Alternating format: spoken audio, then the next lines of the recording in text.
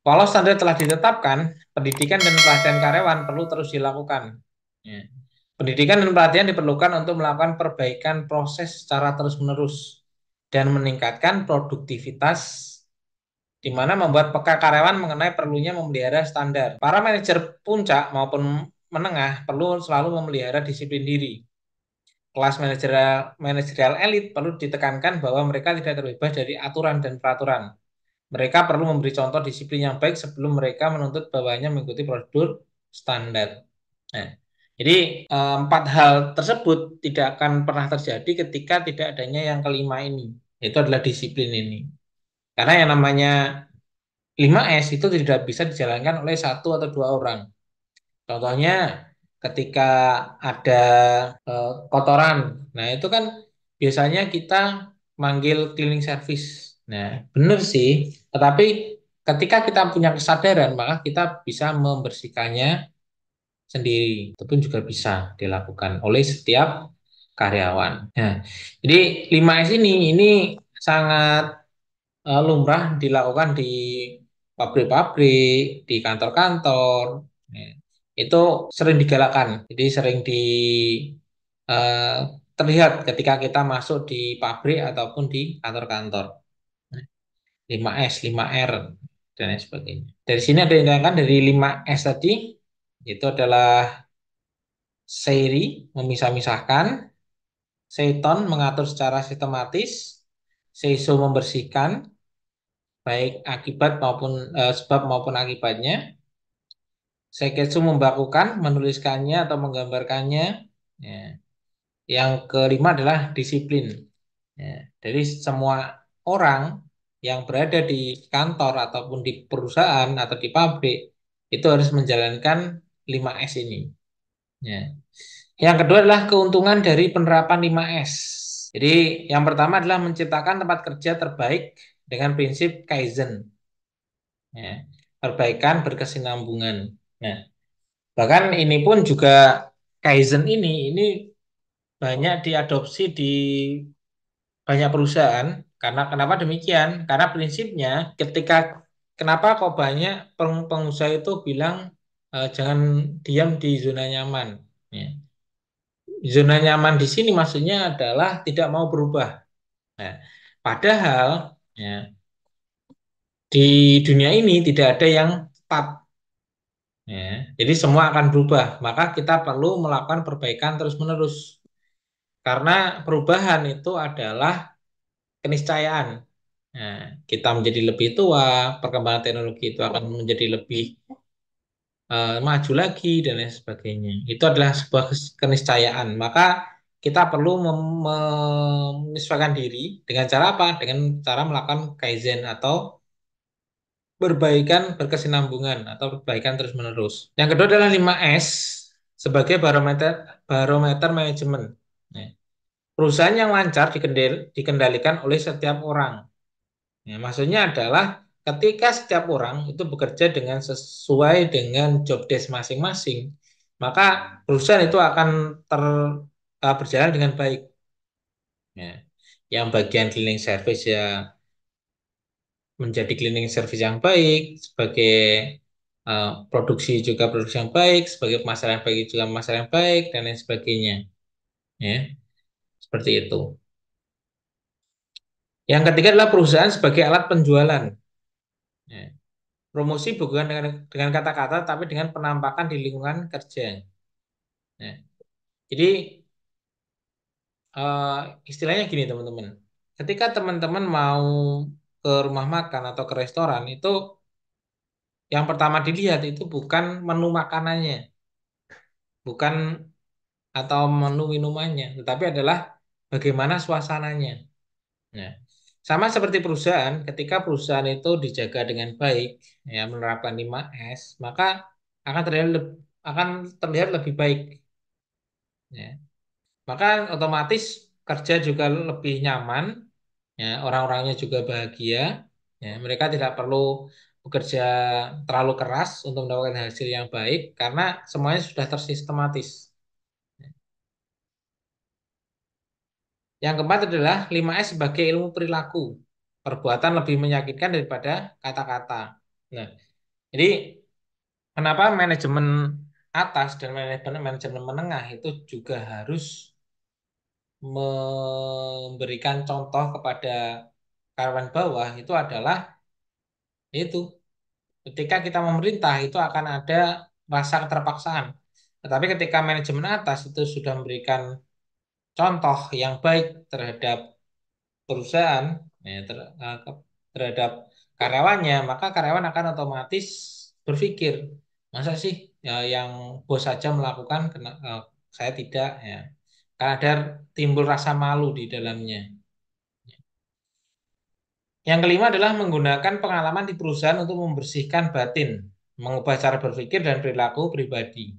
Nah, dengan adanya 5S ini, harapannya adalah suasana suasana terbentuk dengan baik, maka hati akan menjadi lebih tenang. Ya.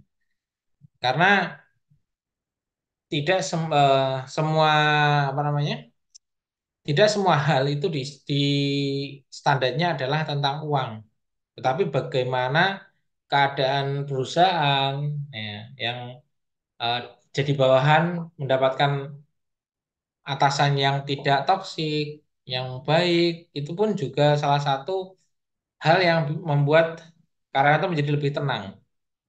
Ya, seperti itu. Yang keenam adalah mengunggah tanggung jawab, menggugah tanggung jawab setiap orang di tempat kerja. Ya. Jadi ketika atasan itu sudah memberikan contoh, maka bawahan akan mengikutinya. Yang lainnya pun ketika tidak mengikuti itu akan merasa malu. Ya, dan mereka akan bertanggung jawab. Yang ketujuh adalah 5S sebagai sasaran utama produktivitas.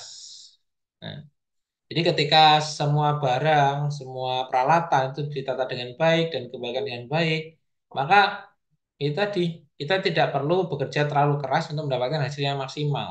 Nah, kita hanya perlu menyesuaikan sesuai dengan SOP yang berlaku. Ya, itu akan menjadi lebih cepat, hasilnya pun juga akan lebih baik. Nah, jadi ada contoh adalah PT Ultra Jaya. Nah, di mana PT Ultra Jaya milik Industri dan Trading Company merupakan perusahaan multinasional yang memproduksi minuman yang bermarkas di Padalarang, Kabupaten Bandung, yang beralama di Jalan Padalarang, ya. Industri rumah tangga pada tahun 1958, kemudian menjadi suatu entitas perseroan terbatas pada tahun 1971. Ya. Perusahaan ini merupakan pionir di bidang industri minuman dalam kemasan di Indonesia dan sekarang memiliki mesin pemroses minuman tercanggih se-Asia Tenggara. Di mana pada awalnya perusahaan yang berawal dari sebuah rumah di Jalan Tamblong dalam Bandung ini hanya memproduksi susu. Namun seiring perkembangan zaman, dia juga memproduksi jus dalam kemasan yang bermerek Buah Vita dan juga Gogo, serta memproduksi teh kotak, sari asam asli, dan sari kacang hijau, di mana sejak tahun 2008, Buah Vita dan Gogo dibeli oleh PT Unilever, sehingga PT Ultra Jamik bisa kembali ke bisnis utamanya, yaitu produksi susu. Perusahaan yang didirikan oleh Ahmad Prawira Wijaya, seorang pengusaha Tionghoa yang sudah bermukim di Bandung, sekarang dikomandani oleh generasi kedua yaitu Prawira Wijaya dan siap-siap diteruskan pada generasi ketiga yaitu Samudra Prawira Wijaya. PT Ultra Jaya Milk menggunakan sistem komputerisasi yang sudah terintegrasi yaitu SAP sejak tahun 2002.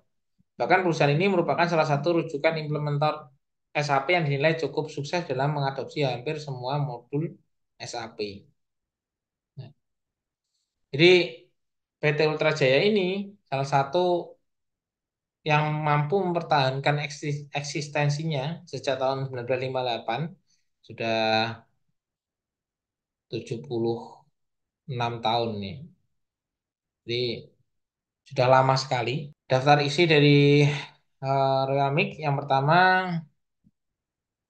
secara pendirian. Ya. Perusahaan ini awalnya merupakan industri rumah tangga yang didirikan pada tahun 1990, kemudian menjadi suatu entitas perseroan 1950, ya. Dan perusahaan ini seorang pengusaha lokal kalian pada tahun 66 langsung menjadi pemimpin perusahaan sebagai presiden direktur.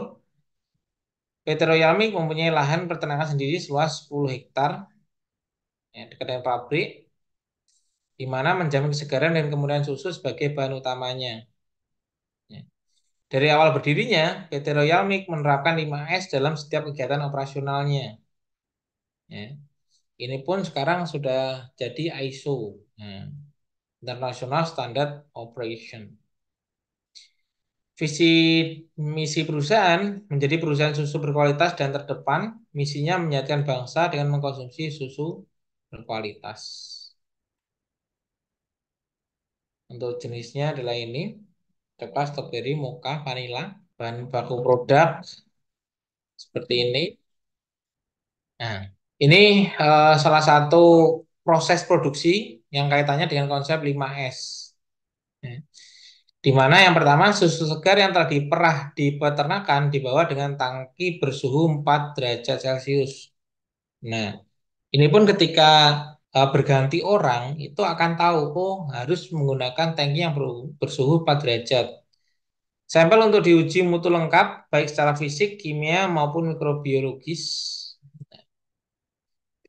Berikutnya clarifier, tangki penyaring. Lalu lanjut ke susu dan campuran dimasukkan ke dalam tangki pencampuran, diolah sampai kurang lebih 10 menitan. Lalu dimasukkan ke tangki homogenizer. Ya. Lalu dilakukan uji lagi, uji standarisasi. Lalu dilakukan sterilisasi UHT dengan suhu 140 derajat selama 4 detik. Didinginkan hingga mencapai suhu ruangan. Lalu dimasukkan ke dalam kemasan aseptik bebas bakteri yang terdiri dari 6 lapis. Nah, jadi ini semacam SOP atau standar operasional prosedur di mana ini dituliskan secara detail sehingga apa? Sehingga ketika berganti karyawan, berganti orang itu mereka sudah paham apa yang dikerjakan. Ya.